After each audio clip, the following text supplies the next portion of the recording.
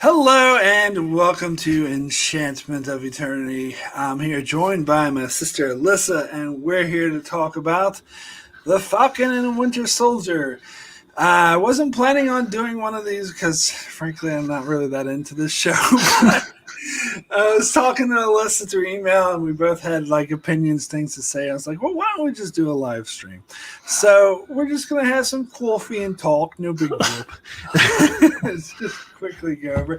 Anyway, Alyssa, how are you doing? Thanks for joining. I'm great. Thank you for allowing me an opportunity to vent because I really wanted to vent to somebody about this show. And that's not to say that it's all bad, which we'll get into in a minute. But I was really wanting to talk about this show. So thanks for doing this. Sure. So let's go ahead and get into our overall thoughts. I will start with my one-word review on this show, and that is, anyway, Alyssa, you can go into more detail. Yeah, I mean, that's kind of how I felt going into the show is, it's interesting that when I first saw the trailer, the extended trailer for this when WandaVision was airing, I was just like, just not excited about it. And but as I was watching this show, I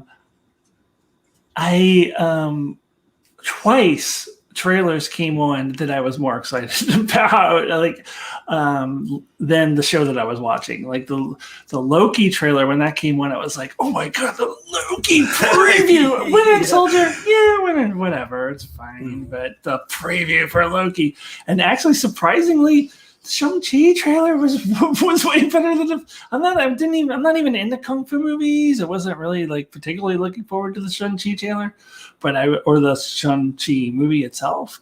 But I was more into the trailer than that. The whole thing is like, eh. But beyond my initial feelings for the show, after it's done, I can look at it and point out some very strong writing in the show, particularly with the titular characters, with the Falcon and Winter Soldier. Their journeys were both really well told and very necessary, and I loved how they brought race in to the whole question of whether Sam should be Captain America, because so often, almost always with Black superheroes, they don't really address the fact that would be a thing that some people would look down upon. So I loved that they really dug into that aspect and brought in Isaiah Bradley, and that was all excellent. That was all really good writing, really well done, thought-provoking, all of that stuff. Unfortunately, most of the rest of the show was not. In fact, some of it was absolute garbage, in my opinion. Some of it is some of the worst writing I've seen in the MCU since Phase 1, honestly. I'm thinking particularly of the Flag Smashers and Sharon Carter, which I'm sure we'll dive into a little bit later. It's garbage. Especially Sharon Carter. And then I liked the John Walker thing, and I thought Wyatt Russell was excellent in that role, and I thought that one went in the finale. And then, which I'll explain why later. And then also, I liked Zemo when he first appeared. I actually liked him better than when he was in Civil War, and then his storyline just sort of fizzled away. I was just kind of so there's a lot of bad writing in this series, balanced by really good writing, and then just overall, and it's interesting that I've seen other people who online on YouTube, podcasts, whatever, who share the similar opinion, but then they'll say, "Yeah, it's around the same as WandaVision." I thought WandaVision was 100 times better, personally, but that's just me. Yeah, and I saw a lot of people online saying they loved it and they thought it was the best finale ever, and it was a great thing. And I'm like, really? in the email to me, or no, it was over the phone or something. I don't know. But you expressed that you thought this was the worst Marvel property MCU thing since Civil War, which I completely agree with. When I heard that, I'm like, yeah, absolutely. Like, I was going to say Thor Dark World, but then I remembered Civil War. Sorry, I was just, that movie was so contrived, it angers me to high hell. But anyway, so that was my biggest concern, actually, coming into the show, that it would be like, because Zemo was in it, and I couldn't stand how they portrayed Zemo, and how he was like either super brilliant or the luckiest man alive, where every single piece just happened to fall into place. And why the fuck didn't he just email the video of Bucky killing Tony Stark's parents? Why did all this elaborate But anyway, sorry, I'm not here to rant about Civil War, but that was my biggest concern. And Zemo was actually fine. Like, I don't know if I'd go as far as to say I like him. I still don't really like him that much, but he didn't bother me that much. Like, his whole dynamic that he had with Falcon and Winter Soldier, that was cool, whatever. But the whole fact that he seems to be like rich all of a sudden and like really powerful and shit, it was like, yeah. So when he kind of just faded away, I didn't mind, because I was like, all right, good riddance, go away. To me, like, this show is very underwhelming. It's different than Civil War. It's actually, I would compare it more to something like Thor Dark World, because Civil War actively annoys me and bothers me, where this show, and there are some places, it seems like it actively annoys and bothers you, and there's some places I'm sure I'll agree with you, but it doesn't actually bother me as much as something like Civil War. It's more of like, I think of it more of like a Thor Dark World, where it's just underwhelming. Like, it had good ideas, like you mentioned, the whole thing with Sam and them exploring what it means to be African American superhero and how that affects society and how they'd be looked down on, and they have like the whole problem with the bank trying to take his boat, and they set up other things like Bucky's problem with his therapist, and the whole thing with John Walker was an interesting dynamic. And I think with all those things, they go nowhere with them. I mean, I suppose the thing with Isaiah was probably the most satisfying part of the show, but for most other things, like, I think they had good ideas where they just went nowhere. So I actually think that finale I didn't think it was terrible, but I think it fell flat, because I went on and I talked about episode 4, which I think was the best episode of the season. And I think there was a lot of, like, it was a good start. It's like, this is a good start. It's promising. If they keep going this way, it could be a great show. But they didn't. They kind of just went, eh. And so for me, it was a really, it took me a while for me to get into the MCU to begin with, because I thought of it as bland superhero nonsense. It wasn't until films like Winter Soldier, Guardians of the Galaxy, Ant-Man, and Doctor Strange especially, that really brought me in. It's like, this can be more than just bland superhero fodder. This show seems like bland superhero fodder to me. It's like they've gone backwards. But anyway. Yeah, and it had the potential to do more, but to me, I would go beyond saying it's just bland superhero fodder and just say there's a lot of horrible writing in this. Like, it's just really poorly constructed in a lot of areas, and just really terrible writing. I wouldn't say that it actively. The show as a whole actively pisses me off the way that Civil War did, because there's aspects of it that don't piss me off, but there are aspects of it that do.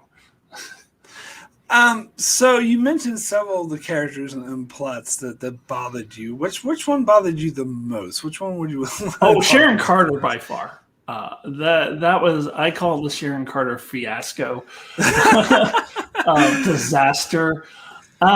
So they decided to give her a sudden personality change, where now she's this 2-dimensional mustache twirling villain going like in the post-credits scene. When I was watching that post-credit scene, I was sitting there going, please be a Skrull, please be a Skrull, please be a Skrull, because that's the only logical explanation for her having a complete personality change into a 2-dimensional villain.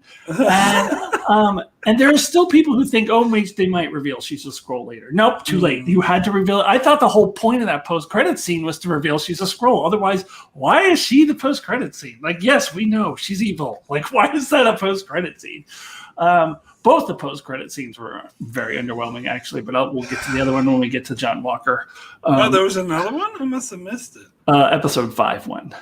I missed that one. Yeah, we'll get in. It's related to John Walker, so we'll get to that when we get to John Walker. But so Sharon Carter, it's weird because Zemo mentions, I know who the power broker is, which means he knew who the power broker. He knew about the power broker before he went to prison, which is like the time of Civil War. So the only explanation for that is to say that Sharon Carter was evil the whole time, and if they try to say that is a huge retcon, first of all, if they do try to say that, there's no way you can convince me in her previous appearances that she was secretly evil the whole time. But also, when she makes that phone call in the post-credit scene, she's just kind of like, oh, good, now I get to be in the CIA, and now we have access to government secrets and stuff. Like, well, if she had been evil the whole time, she would be saying, now I'm back to having access to government secrets and stuff, because had she been evil the first time she was in the CIA, she would have been doing the same thing. But she acted like this was the first time that she's going to have this. So I thought for sure she was going to be a Skrull. And then if you really look at what she does, her actions, like they don't really make sense. Like, why did she lead Sam, Bucky, and Zemo to the one guy that can create the super soldier serum, which was apparently like the big thing that the power broker was all cared about, was the super soldier serum. There's no way the probability of Zemo killing him was pretty high. She knows that Zemo hates the super soldier serum, and the probability of Zemo killing the one guy who creates it is high. So why, if she's the power broker and that's what she's all about, why did she lead Zemo directly to him? And then again in that post-credit scene when she's on the phone, she's like, yeah, well, I have super soldier serum. Yeah, whatever. That's fine. Now we have all this access to CIA secrets that I had 5 years ago.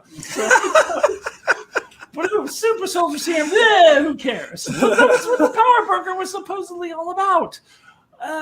And not to mention that Sharon Carter, I saw this I wouldn't have remembered this, but like I saw this on several YouTube videos with an Endgame when they showed the scene where they show all the names of the people on the screen who blipped, and she was one of them. So I don't know. They could say, oh, well, she was faking her blip, but I don't know. If she had been evil the whole time, or if she had faked her blip, or any of that stuff that needed to be in the show. If not, it's terrible writing. Everything about her was horrible, terrible writing. They just took a perfectly fine character and turned her to a two-dimensional villain out of nowhere with no explanation whatsoever. And if you look at any one of her actions, what motivates her, why did she do it, what is she doing this for, it all falls apart. It is like the worst writing since Phase 1 in the MCU, in my opinion. It's just awful. I cannot disagree with you. I will say that I kind of looked on her character a little bit differently. I guess I'm a bit more apathetic, because my view is that she's always been a nothing character that I'd never really cared about. Like, she just appeared like very briefly in a couple of Captain America films, and when she popped up in this show, I'm like, oh, it's that person. I don't care. Like, I was never really excited about her involvement in the first place. And maybe you'll disagree with me, but I actually didn't think it made any sense why she was all ostracized and had to live in exile when other people like Bucky and whatnot got forgiven. Like, I agree. You agree? Okay. Yeah. I didn't get that. Like, that didn't make any sense to me. Like, and if they needed to explain that, if they wanted that to be the case, and so from the start, I was just like not caring about this character and just wanting her to go away. And when they had this, floated this idea of this mysterious power broker, and everyone online was like, "Oh, it's Sharon Carter." And it's like, well, it better not be, because that's stupid. Like I think I was expecting it just to be some random person like that we never seen before, kind of like they did with the WandaVision or whatever. But anyway, yeah. So I was expecting it just to be like, or maybe some other character. But well, I wasn't that invested in who the identity of the Power Broker. No, the show, that's again bad writing. The show never gave you any good reason to be invested in that.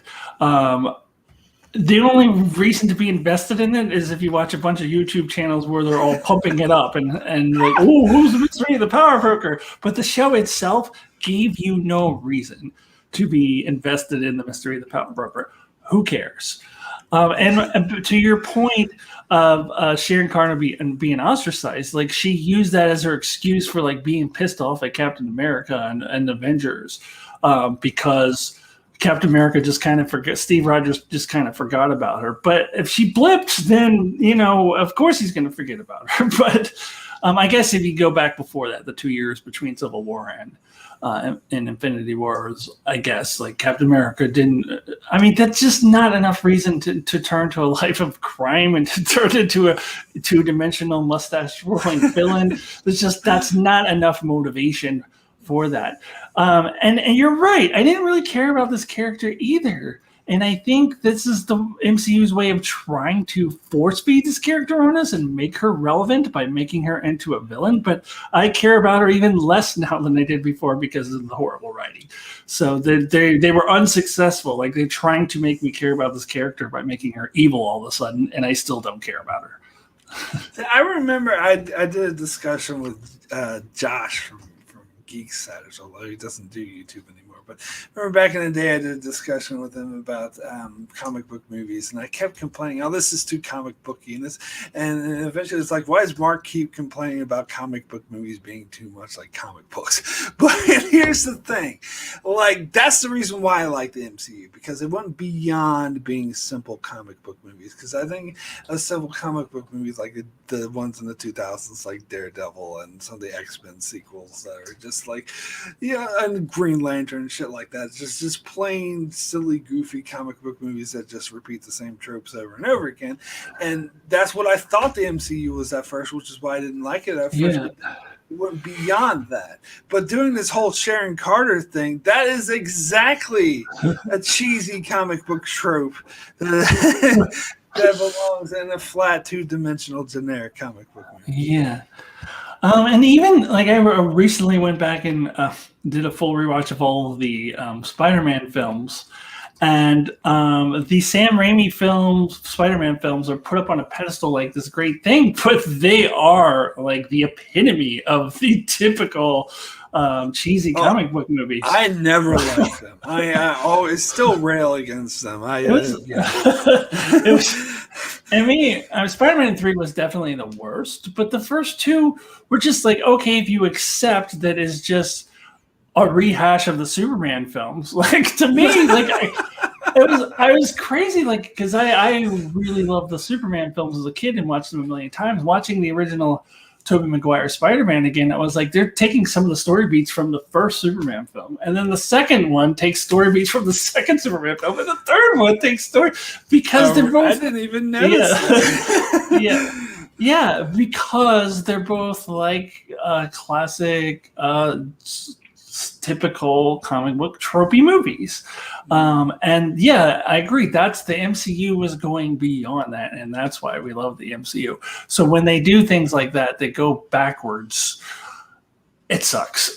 And to me, what's frustrating about the show is I thought that the way that they handled race in the show was moving forward. So it was really strong writing. But in the same show, they're moving backward with really horrible writing. So it's like, like this show had so much potential to be good, but it just wasn't. Yeah, I mean, I just like, that was cheesy beyond belief how she went all villain. But I just didn't care about this character in the first place. I was just like, you're right. There's like force feeding her in that. So let's make this new villain. Anyway, so what are those soldiers called? The ones with the Flag Smashers. Flag Smashers. So what was your issue with them? Well, The issue that I had with him, and this has been perpetuated by various different people, so I know that I'm not the only one. In fact, the pitch meeting was very satisfying because I don't know if you've seen the pitch meeting for it yet, but where they were like, so what is what's their plan? What are they doing? They're gonna get it done. What? They're gonna go do that thing. What? What's the plan? What do they do? Because nobody knows really what they were doing, like what their plan was. It was just kind of all over the place. Then finally, for the finale, we get a solid plan. Okay, we're gonna go in the GRC and we're gonna kill them all, is what they said in episode 5. And then episode 6, no, we're gonna put them all in vans and kidnap them. Like there was just nothing there, and I just didn't know what I was supposed to feel about this Carly character. I think they were trying to make her a complex character who you could see where she was coming from, but also realize that she, wasn't all good as well. But I think it just kind of failed. It just didn't really land well. And then in the end, when she dies and Sam is carrying her in his arms, like and they were playing this sad music, and like I really felt like the show wanted me to feel something. I didn't feel a thing. Like I didn't give a flying crap about this character. The show never gave me any reason to care about this character, but I felt like they were really trying to make me feel something. But they just failed. It was just really poorly done. Again, there was potential there. They could have stuck the landing with this, but they just didn't. It just wasn't really well written. Yeah, actually, the more I think about this is another sort of example I had of them setting up something interesting that could do something interesting with, that could go someplace really interesting, and yet they don't really do anything with it, and it doesn't really make sense. They just go back and forth like, oh yeah, she has a point, but she's too violent. Oh yeah, she has, and then every time she like meets with Sam or Bucky or someone, they have like, oh, you should go to my side. No, you should go to my side. No, and the whole time she's continuing to just be, no, I'm not trying to, and being violent. And it's like, it's just repetitive and it doesn't go anywhere. Like they had the potential to make them more relatable, and they try to like present it as, oh, these villains are actually relatable. They have a good point, but like they didn't do enough with that. They didn't go anywhere satisfying or interesting with them. And what ended up happening to them at the end was kind of made me feel like hollow, like it was a waste of time, and they didn't actually do anything interesting with it. Yeah, exactly. I actually had meant to start with the positive, but you wanted to go straight for the day. Oh yeah, no, I did. But yeah, no, I absolutely agree with everything you just said. All right, so one thing I really wanted to talk about, and I don't know how you feel about this, but was the one of the issues I had with the finale was the ending speech that Falcon gave to the senators. Now, the speech itself, it was fine. Like I can see where it's coming from, but okay. So the MCU has like wizards and like people with magical powers and sorcerers and all this sorts of thing, aliens coming in and invade. And I think the senator's reaction to his speech may be one of the most unrealistic things the MCU has ever done. Thank you, Mark. Thank you. I was ready to bring up this point. I was already on this one, so you're saying it is better than I can. Like, yes, go on, preach on. They're like, oh yeah, you've given me something to think about. Bullshit. They wouldn't have reacted in that way. They would have been like, oh, I was just gonna. You know what it made me think of is the Unfrozen Caveman lawyer, where they were just like, K-Rock's words mean as much today as they did in his day. The senator might as well have just said that. Like, Sam's words really mean, like, yeah, I absolutely 100,000% agree. Yeah, it was. So basically, if it was realistic, the senators would have just hired like all these like spinners, media thing to spin it, and the headlines on like Fox News and the conservative things would be like, "Black man who stole Captain America's shield speaks out in support of terrorism." Absolutely, 1000%. I was like, during his whole speech, I even expected them to play like the be like, and you could go out and be better. You can be a better person.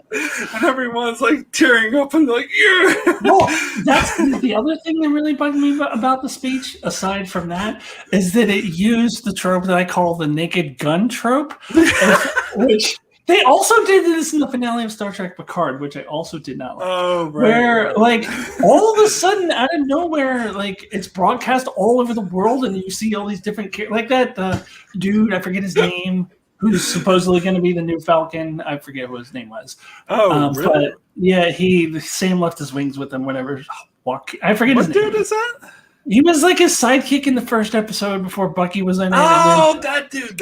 Yeah, like he's in some other country, some far away, and then his sister is in Louisiana, and then Isaiah Bradley's in Baltimore. So apparently, there's some network that happened to decide to film Sam and happened to have a microphone to amplify the sound and then broadcast it all over the world.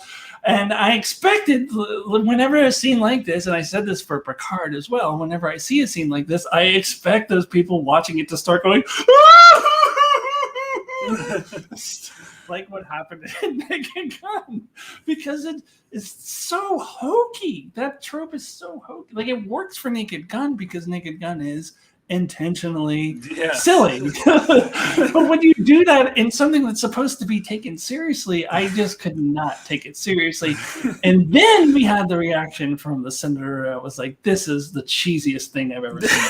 It was like a cartoon. It was like an 80s cartoon. It was. Oh, thanks so much. You've given me something to think about. No, I know. And it's half the battle. Like, yeah, it is. It was so cheesy and definitely, it's very disappointing for the MCU, where I have much higher standards than that.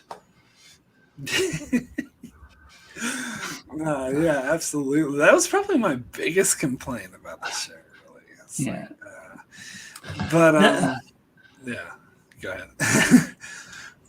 Yeah, that was a black mark on. That was a That was a negative on Sam's storyline, because I otherwise liked Sam's storyline and I thought it was good. But all right, you want to talk about some positive things? I'll talk about some things that I like.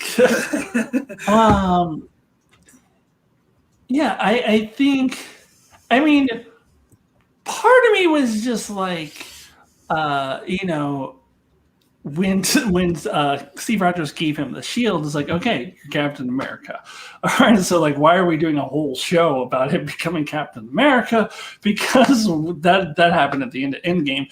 But once they really started exploring the aspects of race, and made me think as a white person, oh yeah, like a black Captain America wouldn't necessarily be easily accepted. But I was kind of thinking more in the terms of the superhero genre, and what we would typically see, where you could see a black superhero doing whatever, and everybody seems to accept it, even though that's totally unrealistic. So at the end of it, I was like, yes, we did really need to see this. We really did need to see Sam struggle on being Captain America, and what the shield means as a symbol, and how he can take something that, as he says, has a very complicated legacy, and make it his own and make it positive. And the Isaiah Bradley stuff is probably the strongest aspect of the show. So all of that was really well written. And then the other positive in the show is Bucky's journey. Although somebody pointed out, like at the end credit, I forget, one of the podcasts or whatever I listened to pointed out at the end credits where they changed it to Captain America and Winter Soldier, the end title. But I was like, hey, does Bucky not want to be the Winter Soldier anymore? Well, he doesn't have another cool name. So. Yeah, just be Captain America and Bucky. I don't know. I mean, that would work.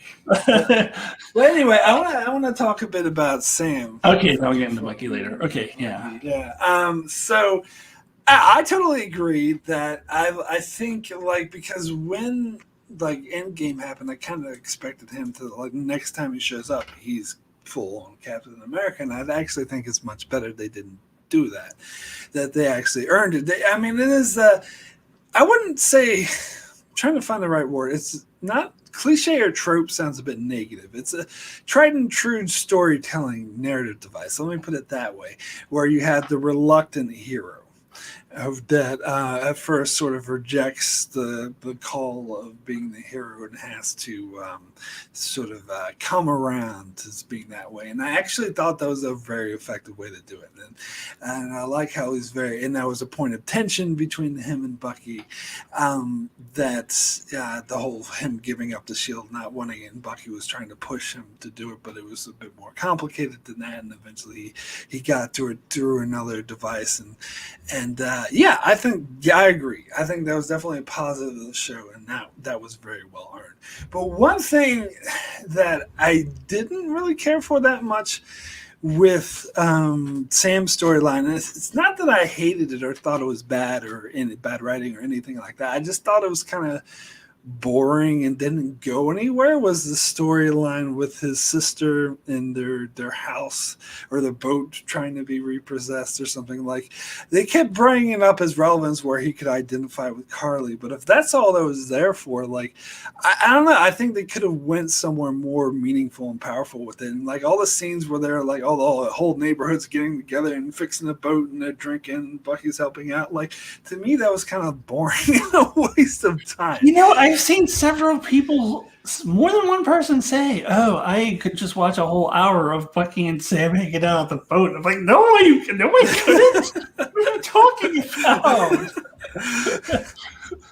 I don't know. Yeah, I agree with that. I can't argue with that. And also, I wasn't the biggest fan of the sort of snarky, snipey relationship that Bucky and Sam had. Like it seemed to me, it was okay, but it seemed very stereotypical of the MCU, and also like they're trying too hard to be like Lethal Weapon or something. And like the scene with the therapist, and that to me that felt too contrived. Of they're sniping at each other, and it just didn't work for me. Well, that was all heavily featured in the trailer that aired during WandaVision, and that was one of the main reasons I was not excited about Falcon and Soldier. Precisely that. It was like, really? Like, we're going to have a buddy cop comedy? I wasn't even thinking specifically of Lethal Weapon. I was just thinking generally. But yes, Lethal Weapon is an example. Like, that's what it looked like from the trailer. I feel like they were able to move beyond that a little bit by the end, which was good. But yeah, it was definitely an aspect of the show that I was not into either. Okay. Agreeing almost everything. What else? But what else about Bucky's? Did you think Bucky's storyline worked overall with his lean? Yeah, I think if you're going to have Bucky in the MCU, you can't just gloss over the fact that he was a mass murderer who was brainwashed for many years. Like, I think he had to come to terms with that. I think his storyline was necessary if you were going to continue having this character in the MCU moving forward. So it needed to happen, and I don't say I'm blown away by it or anything, or it was particularly original, but I think it was well done. I think it was necessary for this character. I thought it was good character writing, a good character sketch. So yeah, I did like the Bucky stuff overall. Yeah, I don't know. Like, I suppose. Like, I agree. Like, I like the stuff. I thought the stuff in the first episode was really powerful, where you find out that dude's friend is actually was the father or grandfather of like a boy that he killed when he was Winter Soldier, and him having to come to terms. I think he was grandfather. I don't know, grandfather or father. Because wasn't he Bucky? I think Wasn't Bucky the Winter Soldier for like a really, really long time? Yeah, he was, because they would put him in stasis for a while and bring him back out again. Yeah. So he was the Winter Soldier for like 60 years or something. Like yeah. But yeah, so I don't know, but it was like I heard some criticism, which I kind of agree with. That was kind of disappointing how when he told them, they kind of just cut away from it immediately. When Bucky confessed. Yeah, and then they just had a follow-up scene where he sees him at the bar but doesn't go in to talk to him, so you know that they're not friends anymore or whatever. But yeah, I think we needed a little bit more. Yeah. I don't know. Yeah, I kind of like... I liked his storyline, but to me it wasn't like great. Like, I don't know. To me, it's one of the stronger aspects of the show, but to say it was great overall, yeah. Just because some of the other aspects of the show were pretty bad. So that's all right. Well, let's get back to the bad ones.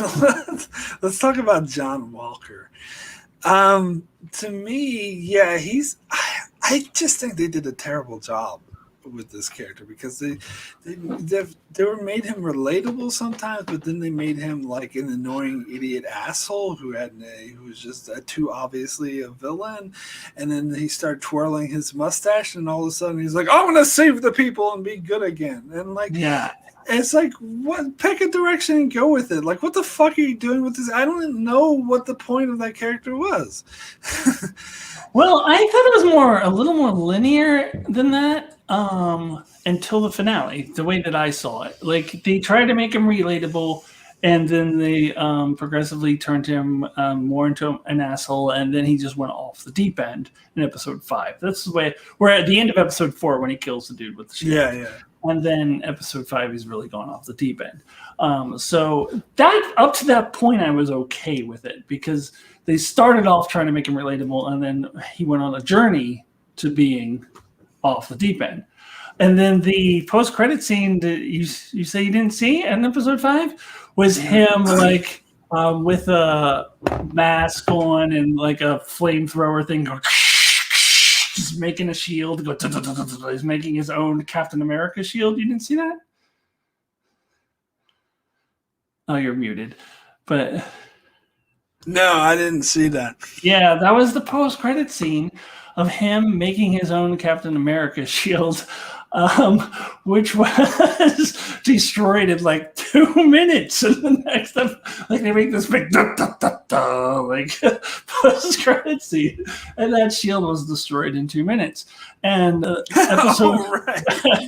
episode 5 really set him up to be like he's off the deep end now. Oh, now he's going to be now he's crazy, and then. Yeah, then he saves the people, and I swear there's like a scene where Bucky pats him on the back. Hey, buddy. And I'm like, but he brutalized a man with the Captain America shield, possibly decapitated him for all we know. And they're like, oh, yeah, well, okay, buddy, thanks for saving those people. We're all good now. It was just like, what? What? Yeah, I actually would have been fine with his story if they had continued in that projection that they had started, and he was just completely crazy, and they had to stop him as well as the Flag Smashers. That would have made sense. That would have been consistent with where they were heading with this character. But they didn't. They all of a sudden like, oh yeah, no, he's a good guy now. Like, what? No, he's not. He brutalized a man with the Captain America shield. And then it's a good thing you didn't see that post-credit scene because it was a waste of time. Yeah, that's what I'm thinking. Because they were he's like making this shield and he like looks determined. He kind of has this crazy looking guy. It looks like he's gonna do something really evil with the shield, and the shield gets smashed literally within 2 minutes of being on the screen. So it was like a. Well, all right. Well, here's the thing with John Walker. I think I had maybe a bit of a difference of opinion than a lot of people because I actually thought at first Falcon and Winter Soldier being dicks to him. Like it's the GR that gave him the shield. Like, he's just trying to do the best he can. They said, let me honor you. And he's trying to be the best Captain America he can. That is at first until he starts doing actively dumb shit. But it seems to me, I was actually a bit irritated with Falcon and Bucky just being a huge dicks to him at first. And I actually thought they made him a relatable, understanding character in the first couple episodes through his conversations with Lamar and him saying, like, look, and the strong support that they had. No, I can relate to why Sam and Bucky were being dicks to him, because it wasn't really personal at that point. It was the fact that the government had given the shield to anyone where it was supposed to go in the museum. And you can say, yeah, it's unfair for them to take that out on him, but I understand why they would. I probably would too, because they were. I mean, yeah, I definitely see that point of view. But personally, I was a bit irritated with them for being dicks. But I think, yeah, that does make sense. That even though, yeah, because he represents what was taken from them. But to me, like, he wasn't like a bad guy until like his turn to being evil, I thought was unbelievable, or at least too rushed. Like, when you said like if that it would have made more sense if at the end he remained evil and went even more off the deep end. I agree. I think his sudden turn back to good was dumb, but I still wouldn't be happy with the storyline overall. To me, it seemed like he went from zero to mustache twirly like too fast. Did you remember him from the original comics? I never read this. No. Okay. I think that makes a difference, because that's one of the few things that I really did remember from the comics, because that was my heyday in reading the comic books, was when John Walker came in as U.S. agent. In the comic books, of course, it was different. It was the government took the shield away from Steve Rogers for some reason. I forget why. And Steve Rogers put on the black uniform at first. I remember him wearing a black uniform. Yeah. And they made John Walker the U.S. agent. Oh, no, they made John Walker the Captain America, rather. And then eventually Steve Rogers gets the shield back and becomes Captain America again. And then John Walker puts on the black uniform and becomes U.S. agent. So because I knew where his storyline was headed from the comics, and also I watched a bunch of YouTube videos where also talk about the comics, like, that kind of tainted my expectation for where his storyline was going. So I didn't necessarily see him as a really good person in the beginning. I was like, it's interesting that they're trying to paint him as a relatable person, because I know where his storyline is going. So I don't know. I thought if anything, they could maybe have painted him less as a relatable person if that's where they were going with him. I mean, I agree. I think they should have. Then they should have. Yeah. I think they were a bit wishy-washy with the storyline, and they didn't. If they want to have a storyline with some guy who gets power, doesn't deserve it, and he goes mad and crazy and becomes an evil asshole, sure, go for it. But I don't think they did it very well. Yeah. And I don't know, this person, I always try to judge like shows and movies based off comic books on its own merits and just ignore any information I know from the comics. Yeah, I mean, that's probably a good thing, but it gives you perspective. It gives me perspective hearing your point of view, not having knowledge about the comic books. But just makes me think that they should have never tried to make him relatable, because when I first saw that, I was like, really? Why are they trying to make him relatable when I know where the story is going with him? So why are they doing this? So, but and they ended with him trying to make him relatable. Yeah, again. That was a disaster. Yeah. Like, that was. Yeah, again, like that was like a complete 180, a complete. Especially, again, the post-credit scene that you thankfully missed. Like, it was really setting him up for going off the deep end and doing evil things. And then it just kind of felt that shield gets destroyed immediately and then just really falls flat. It was. And now when you look at the big picture, I can see why you would say that it's kind of he goes back and forth too much. I just thought of something else I wanted to mention about Sam, but I suppose it kind of relates to Walker, because it's about how Walker took the serum and Sam says he'll never take the serum, and everyone's, isn't that so great that we got someone like Captain America who's not going to take the serum? I was like, yeah, no, he just has this really powerful jetpack that practically gives him superpowers. So I don't really see the difference, but because you can take the jetpack off. I mean, that's the difference. Like super serum, it's like taking a drug. I mean, it's like taking steroids, but worse, like because it's permanent. Whereas the jetpack is something you can put on and take off. That's the difference. Yeah, but I still think like that Steve Rogers had the serum and he was a good guy. So it's like, yeah. I mean, I understand the point of this. Someone brought up the serums. I think that it was a line in the show saying it's going to make you accentuate or make your qualities even more powerful. So if you're an asshole like John Walker to begin with, it's going to make you even more of an asshole. If you're a good guy, it's going to. But then why is it so bad for Sam to take it then? Yeah. Well, then why does John Walker turn back into a good guy again at the end? Yeah. I don't know. Yeah, I still think it's a bit hypocritical to be like, "Oh, I'm above taking this serum." And it has this like huge magical. I don't know. I don't have a problem with that. But can we talk about Zemo? Do we have time to talk about Zemo? I just want to say hello to Alyssa Fordyce. Didn't watch the show, but just stopping by to say hello. Hello. Good to see you. Yeah. So what do you want to say about Zemo? Yeah, when I was on with our friend Darren after episode 3, which is the first time that he appeared, I was actually.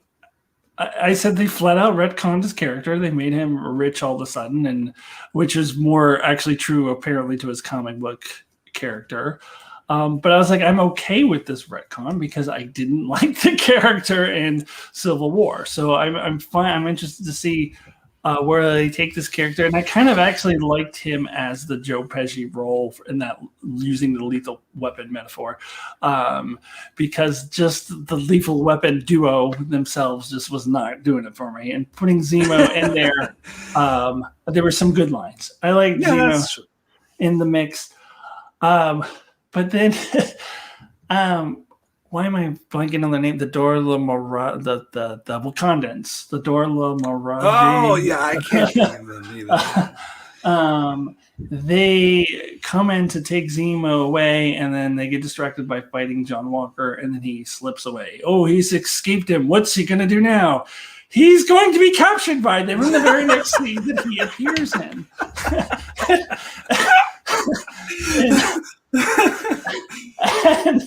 and there was a contrived way of making it so that Bucky could have that scene where he empties all the bullets out of the gun to show Zemo, see, I'm not the Winter Soldier anymore, because Zemo the whole time was saying, oh, you claim to not be the Winter Soldier anymore, but really, well, but like, so it was a contrived way to have that scene. But like, I think they could still have that scene and had Zemo not get captured immediately. Like, it's like the Shield, like the Shield, the Shield that gets destroyed immediately. Like, it's just, there's a bunch of things like that in the show where they're like setting something up and it just goes and just falls flat on its face.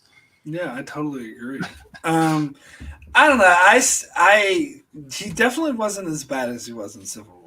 That's for sure. But I still like, and I agree. Like, I liked his dynamic they had with Falcon and Winter Soldier. But I still would rather, if I had my choice, I'd just rather not see him anymore.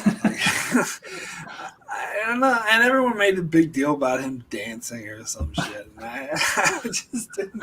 I guess the dancing scene was funny too. Really? Before I saw any of the hold on. Oh, really? Just watching it on myself, I thought it was funny because he just looked funny. And I think that's why people made a big deal about it. Yeah, I don't know. Like, I still don't really like this character very much. I don't know what it is. He just doesn't do it for me. I mean, maybe my opinion of him is just too damaged from Civil War that I can't. Yeah. I still say that he's the worst villain that the MCU ever had. Did you see? I don't know if you knew that like in the comic books he wears this purple mask. So in that episode 3, he puts that comic book mask on for really absolutely no reason whatsoever. It's just just to go, look, I look like my comic book version.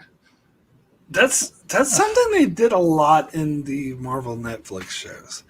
Now, you haven't watched any. No, I haven't really watched the Marvel Netflix shows. It's fun because I think this reminds me the most of a Marvel Netflix show. But one of the lesser, more average ones, not the really good ones like Daredevil season 3 or Jessica Jones season 1, something like Iron Fist or Jessica Jones season 2. One of those lesser ones that were just okay. It's because most of those Marvel Netflix shows, especially the average ones that aren't very good, would just have a lot of dialogue and setting things up that don't really go anywhere. And that's what this show felt like to me. There was just a lot of, oh, look here, we're talking, and it doesn't really do much in terms of character development, and they don't really make it relevant to the story in any way. Yeah. And I got to reassert that I completely agree that WandaVision was only like 1 billion times better than this. Yeah, I have heard the opinion of more than one person who have expressed my opinion almost exactly about this show and how Sharon Carter was bad writing, how the Flag Smashers made no sense, just almost exactly, and go, yeah, they really haven't had a good Marvel project yet in Phase 4. This is about the same as WandaVision. I'm like, what? What? WandaVision was way better. I don't think WandaVision was perfect or anything, but compared to this, it was like much better. As Allison Fordyce says, love WandaVision. Absolutely. Yeah, I mean, WandaVision had a few flaws. But the ending was kind of your stereotypical Marvel battle thing of shooting stuff at each other. But there was just so much more going. It was just so better. It was just so more dynamic, and it was more interesting. They actually did stuff with the character. There was a lot of I was in tears in the parts of the finale when I had to say goodbye to Vision and stuff. Here it's the closest thing they got to that is the scene where Isaiah saw the monument to him. But that was about it. Nothing, and most other things are just either uninteresting or terrible. Yeah. What is grief if not love persevering? There's nothing like that in Falcon and Winter Soldier. Nothing. Yeah, but yeah. So, was there anything else that we haven't covered that you wanted to cover? I don't think so. We got Sam, Bucky, the Sharon Carter fiasco, the Flag Smashers. Oh, what about what's her name? Julia Louis-Dreyfus. Julia Louis-Dreyfus. Playing Constantino Val something. I heard about this big cameo. Yeah. Was she it?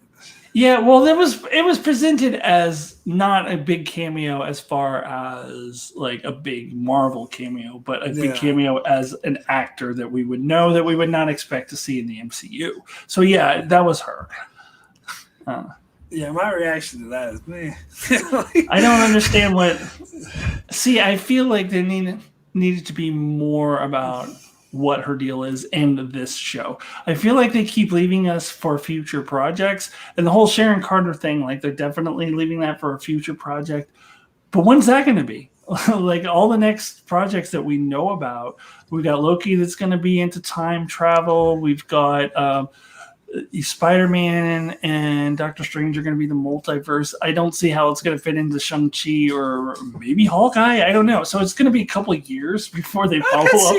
I could see it fitting into Hawkeye. Yeah, maybe. Yeah, but potentially it's a couple of years before they follow up on a lot of the stuff. There needed to be more. And with this character in particular, I think they needed to be more.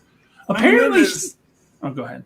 I was going to say that is typical of the MCU. They often set up for things they don't pay off for 2 or 3 years.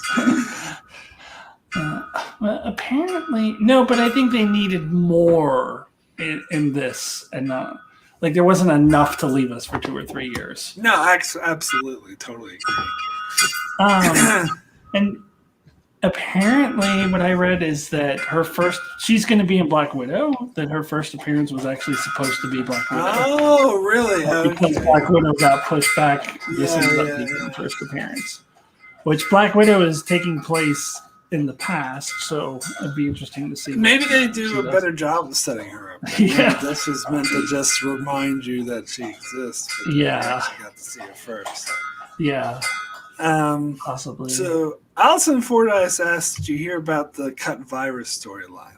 I've seen some stories about it. Yeah, I was just going to actually mention that before we went real quick, is that supposedly there was going to be some sort of storyline with the Flag Smashers releasing a virus, and the virus was going to originate in Madripoor, and so they decided not to do that because having a virus originate in an Asian country was just not going to work out based on current events.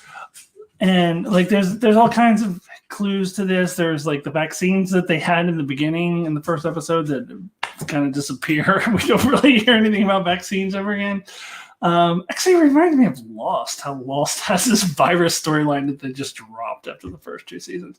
But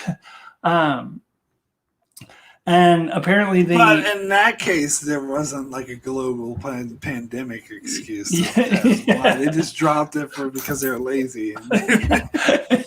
Yeah, they just wanted to go in a different direction. Yeah. They wanted to because what's his face was such a good actor that they wanted to just feature Ben Linus. But anyways,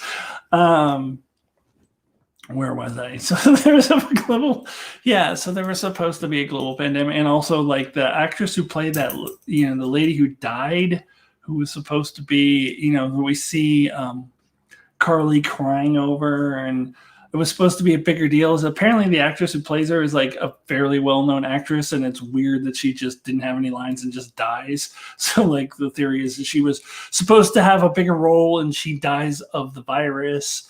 And I don't know. I don't know how this virus storyline would have played out and what it would have had to do with anything, but it's the explanation that people are giving for why maybe the Flag Smashers storyline is lacking, because they had to do a last minute rewrite, which I don't know. And I don't know if the original story would have been any better or not. But I think I'd lean towards not. Yeah. Well, apparently, like I heard something about there was a cut storyline in WandaVision too, that like they didn't have time to film it, like a whole side quest with like the kids going, the bunny like becoming huge and the kids going off or some shit like that. I heard about the bunny being huge, but I thought that was just like one scene. Like I didn't hear anything about the kids going off. Yeah, I heard there was like a whole side quest. I can't remember. I think Vision was involved. I can't remember. No, I didn't hear about that. When I heard they cut it short because of the pandemic, so they couldn't film it. But apparently, it would have been distracting anyway. Yeah. But yeah, I don't know. So anyway, was there anything else about the show you wanted to mention before we went? Well, Allison says we can just say Alice, and we don't have to say Alison Fordyce. Well, I just read what's on the screen. I'm like the anchor man, I guess. Hi, Allison. Good to see you. It's been a while. Yeah, I think we're good. I think we can be done. Cool. So rating out of 10. I said a 7. I don't know. I'm wondering if that 7's too generous. I'm actually going 6, and I could. So my plan is, I'll talk about my future plans in just a minute. But eventually, I would like to do go back and review all of the Marvel shows that I missed not having, or Phase 4 Marvel shows that I missed not having a channel. And when I do, I will rewatch it. So maybe when I do that in a couple months and I rewatch it, maybe I'll bump it up to a 7. It will never go beyond a 7. But right now I'm feeling a pretty solid 6 out of 10. Yeah, I think I actually might downgrade it to a 6, especially after talking with you about it. And really, like, delving into all the flaws, which I was aware were there, but I guess I didn't really think much about it. But yeah, I guess I'm going to go down to a 6 too. Yeah. I think this is definitely one of the lesser. I would put it down at the bottom echelon of MCU material. Yeah, I mean, definitely in Phase 3 and 4. I think thinking back of some of the Phase 1 and 2 stuff, I would definitely put a lot below this. I would put it with it. I guess I didn't think it. Well, like Iron Man 2, which you apparently really hated. I just really hated. And Iron Man 3, when I did my recent rewatch, Iron Man 3 I liked a lot less than it. So really? It's funny because I actually liked Iron Man 3 better after rewatch. Yeah, no, there was just so many flaws in Iron Man 3. Incredible Hulk, even though I don't think is as bad as other people make it out to be, and I think it's a pretty flawed film as well. Thor: The Dark World is pretty down there, so I would put those beneath this one. I would put those on par with this. Well, I guess my opinion of those must be higher then, because I'd give them all 6s. Yeah. There's nothing I'd give below a 6. No, Iron Man 2 would probably be like Iron Man 3 would be or Iron Man 2 would be like a 2 or 3 or 4. Oh, really? Yeah, see, I didn't hate it. And Iron Man 3 would be. See, Iron Man 3, as I said, I liked it better, so I think it would be better than this. Person. Yeah, it's such a flawed movie. I just noticed more and more flaws when I rewatched it. See, and Allison brings up it's still better than Iron Fist, right? And I know you haven't seen Iron Fist. Yeah. But I actually liked Iron Fist a lot more than most people did. Most people hated it with a passion. I actually kind of liked it. The reason why they hated it is because apparently the martial arts weren't done very well. The fight scenes weren't good. But I don't particularly have an interest in that sort of thing. It had good acting and good character stories, and people thought it was too boring, but I actually kind of liked the character story. So I actually thought Iron Fist was okay. I would probably put Iron Fist on par with this too. That's just Did they ever? I don't think. No, they did do a season 2, and that was worse. So okay, maybe it's not as bad as season. This is better than season 2. Anyway. All right, so thanks everyone so much for joining for our impromptu off-the-cuff discussion. Hopefully, if you love the show, it didn't anger you too much. You can just see our point of view. But anyway, Alyssa, thanks so much for joining. If you want to give a quick shout-out and just say hello or whatnot. Hello. Yeah, I just wanted to let anyone know who is watching this, who's familiar with Mark's channel, who was familiar with my previous channel, Acton Tomko, that it is being taken down. As of May 10th, I decided to give people some time to catch up on old Acton Tomko videos if you wanted to, or also you can join me on Facebook at the Acton Tomko's Facebook page, or on Twitter at AJ Tomko, which with no periods, just capital A, capital J, Tomko. You can follow me on Twitter or Facebook to get updates on when my new channel will be appearing, because Acton Tomko's channel will be gone as of May 10th. My new channel yet to be named. I think it'll be something more interesting than Alyssa's channel, but I don't know. I don't know yet, but that'll be in August, and I will be reviewing, as I mentioned before, going back and reviewing all the Phase 4 MCU stuff, and also Star Trek, as always, and Star Wars, and other things that come up. And also a section of my channel will, of course, be devoted to trans issues and my own personal experience with transitioning, so that'll be part of my channel too. So join me on Facebook or Twitter to get the updates on when that will actually be coming. And I'm sure that I'll probably do another discussion or two with you between now and then, and I will remind people of that again. Allison's suggestion, Alyssa of Eternity. I was actually thinking the Enchantress of Eternity. But I thought it would be a little too close. Yeah, that's too. Yeah, that'll be confusing. And also, did you ever see Suicide Squad? I did, yeah. Oh, you did. It reminds me too much of the Enchantress from The Suicide Enchantress, yeah. It was I actually watched that I actually watched that fairly recently, like right. within the last year or so. But yeah, the Enchantress, that's true. Yeah. But yeah, I was just about to say that I'm terrible with coming up with channel names, which is why I came up with something as pretentious Well, as Enchantment of Eternity. well, at some point I'll put a poll or like a question up on my Facebook page, so hopefully people will actually look at it and give me some ideas. So. All right. So anyway, if you're finding me for the first time, my name's Mark. My channel's Enchantment of Eternity, and I will be covering all sorts of Star Trek stuff. I guess I'm doing at the moment. I'm covering. It just finished my coverage of Breaking Bad. I'm moving over to Better Call Saul, where I cover every season.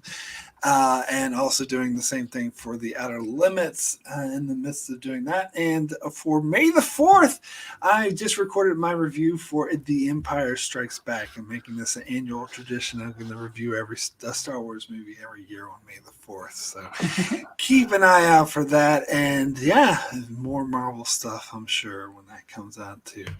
So anyway, thanks so much for joining. We'll see you all next time. Bye.